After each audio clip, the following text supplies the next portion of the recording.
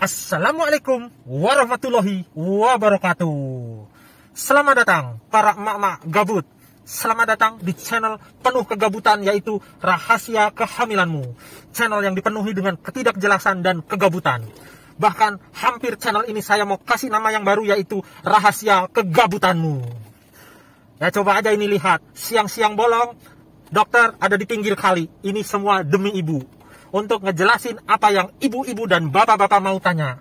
Jadi jangan lupa ya, itu ada subscribe, tolong dipencet. Sekali aja mencet, ngebantu saya dan keluarga saya, gitu ya. Nah, hari ini kita akan ngebahas sedikit aja, sebentar aja, tapi sering banyak ditanyain, yaitu kapan sih saya bisa mulai KB, apalagi pada ibu-ibu yang baru saja melahirkan. Nah, ini memang pertanyaan, karena apa? Ternyata ibu-ibu itu selalu diliputi oleh kekhawatiran akan diserang oleh negara api. Dia masih sakit, masih habis ngelahirin, masih perih, kadang-kadang yang disesar masih berasa sakit, tapi negara api sudah siap-siap mengeluarkan senjata, yaitu entong. Nah, itulah susah pokoknya. Sedangkan ibu-ibu kita itu akan takut kalau dia hamil lagi. Nah, bapak-bapak mah cuman ya sekedar lip service aja lah. Lip service itu maksudnya, Bu, jangan lupa KB, Bu, jangan lupa KB. Ya kalau memang benar peduli mah, kalau belum KB ya jangan diapa-apain, jangan disentuh, jangan dibuka-buka, sehingga jadi pengen. Nah kalau udah pengen, bisa apa ibunya? Nggak bisa ngapa-ngapain juga kan. Jadi saran saya ya, ibu-ibu tuh selama masa nifas gitu, janganlah pakai baju-baju yang gampang dibuka gitu. Terus janganlah pakai celana-celana yang banyak kendornya gitu loh, nanti gampang dipelorotin, dipelucutin, itu kan nanti hamil lagi, Bu. Nah, sekarang kembali ke bagian serius. Kapan sebenarnya sudah mulai harus KB?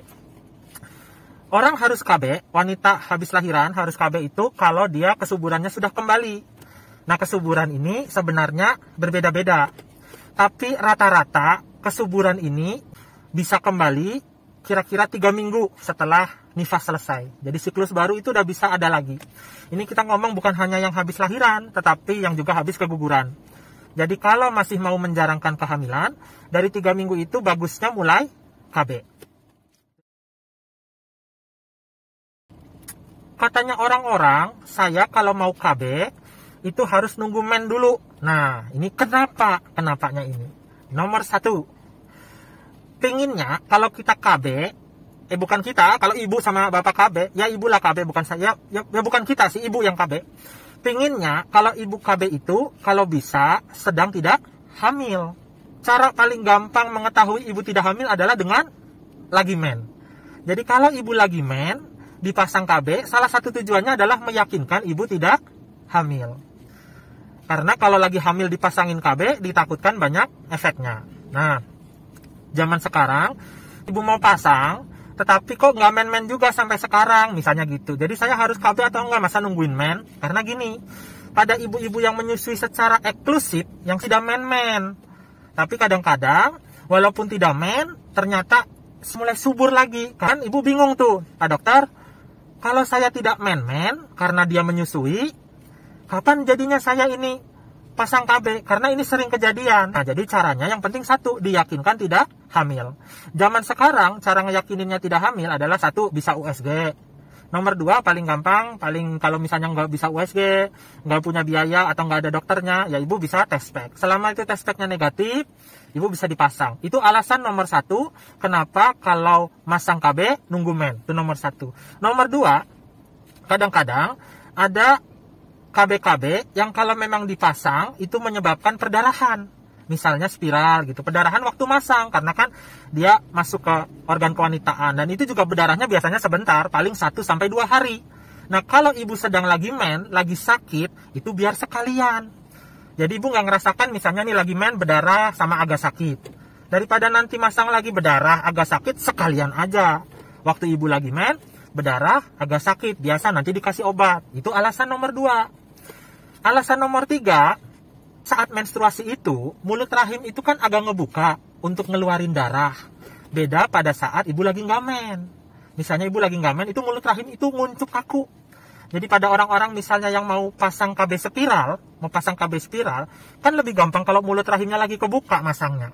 Sehingga dimasukinnya alatnya itu lebih gampang. Itu alasannya. Kenapa Pak Dokter? Kok saya itu tidak men-men pada saat menyusui? Jadi gini Bu, kalau seorang bayi itu menyusui, maka hormon menyusui itu akan menekan kesuburan. Menekan kesuburan itu artinya tidak ada darah men. Hormon menyusui ini membuat mensnya jadi kering, membuat jadi tidak subur. Nah, kita bisa mengira-ngira bahwa ibu tidak men dan tidak subur selama menyusuinya benar-benar full, benar-benar eksklusif. Benar-benar biasanya 6 bulan. Nah, tetapi kalau 6 bulan itu kan setelah 6 bulan kadang-kadang bayi itu nggak menyusui secara eksklusif.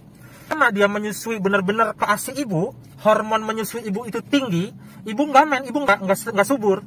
Tetapi bayangin, namanya bayi itu kan punya nenek kakek itu kan pada gatel tuh, mau ngasih pisang, mau ngasih makanan pendamping ASI, jadinya bayinya itu jadi nggak full nyusu, dia ada makanan-makanan lain. Nah, intinya gini, ketika bayi sudah tidak full nyusu, biasanya 6 bulan, maka hormon menyusui ibu itu nanti akan berkurang, kesuburannya diam-diam balik. Nah, di situ sering ada celaknya.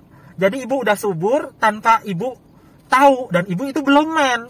Nah, di saat itu biasanya kecolongan. 6 bulan itu. Apalagi kalau sebelum 6 bulan, anaknya menyusuinya tidak maksimal, tidak full. Misalnya ibunya kerja, misalnya karena bapaknya juga ikutan nyusu, itu bayi jadi nggak semangat gitu loh. Sehingga bayi tidak nyusu full. Akhirnya apa? Akhirnya ibu bisa hamil karena kesuburannya kembali. Nah, itu jadi harus hati-hati.